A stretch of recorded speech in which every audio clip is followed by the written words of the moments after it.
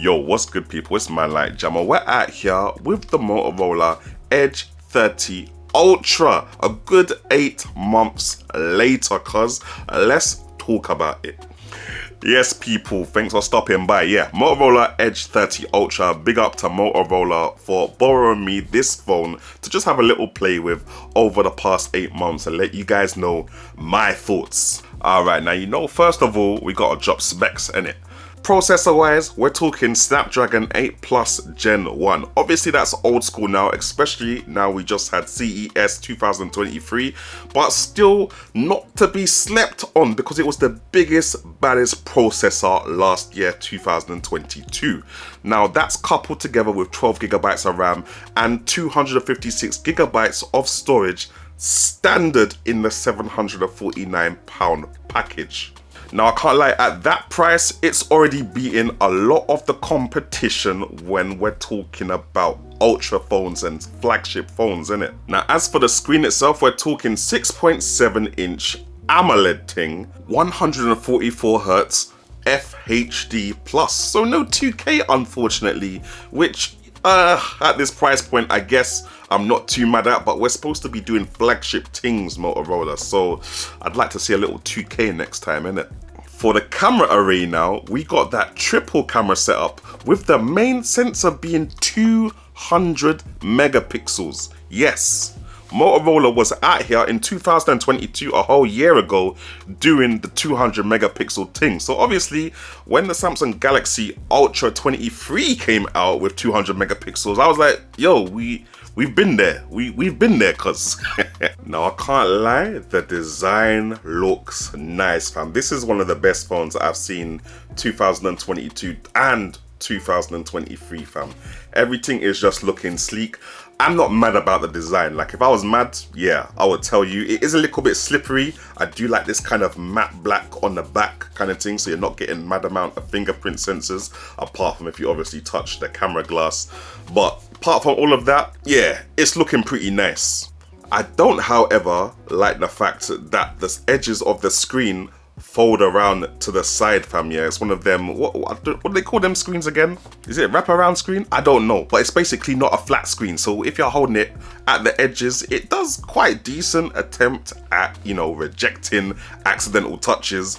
But yeah, with this kind of design of screen, the curved glass thing at the edge, yeah, it's not me, especially when you're a gamer, innit? Now, in terms of getting into the phone, under-screen fingerprint sensor works pretty much well, no issues there, as does the camera face reader thing. You know, you can get into the phone the wireless way, the fingerless way kind of thing. Literally just lift it up, tell the phone to automatically start reading your face as soon as it's been lifted, and you're in the phone, fam. And you know, same thing with the fingerprint sensor.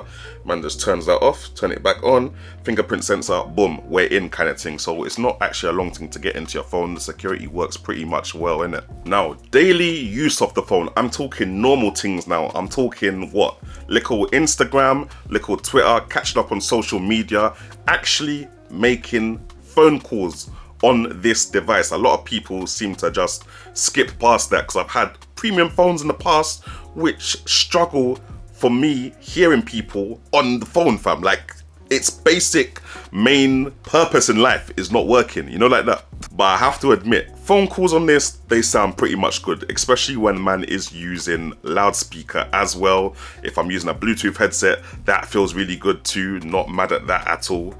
Scrolling around social media, them things there, pretty much all around sound, innit? And can I just say, I love the screen quality, fam. The screen quality is doing too much, fam. Like the graphics, yeah, it does look sick. It almost doesn't look like it's just a 1080p plus this screen, fam. It looks like it's more than that, I swear down, especially with that 144 Hz refresh rate. So we know the phone is good at being a phone. It's also good for your content creation as well. Little bit, I'm gonna get into that.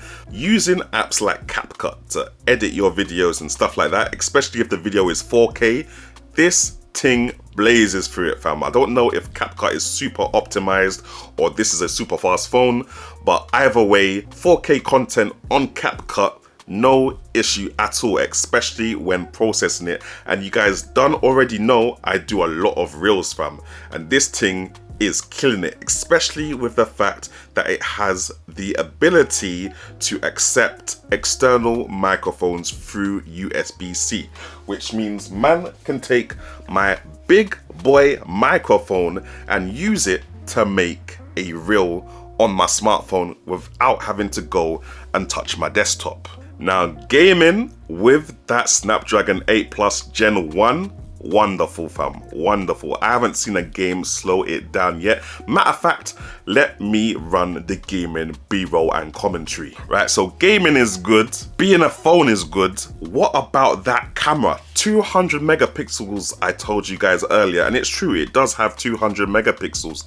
However, I'm not feeling it, guys. I'm not feeling it. Like, as far as I'm concerned, this phone kills the Pixel in every other way except for the camera, which is a big thing for me as a content creator. It's nice that it can edit the video, but it would be wicked if I could take the video on this device and then edit it as well, and I'm just not getting it, especially with the stock Android experience that Motorola have. And you know, they've got their little shortcuts like the twist to open the camera, or the chop chop to turn on the flashlight. Chop chop, there we go, and then chop chop off, chop chop chop off again. You know the vibes, innit? This phone is definitely a W, fam. Yeah, that 8 Plus Gen 1, yeah, Snapdragon thing, plus the stock Android experience that you've got on this, it means that it's just boosting in day-to-day life. Can't lie, guys, the Motorola Edge 30 Ultra is definitely a big boy contender when it comes to smartphones. I just wish Motorola put more thought into the camera to make it contend level with the other big boys in the game.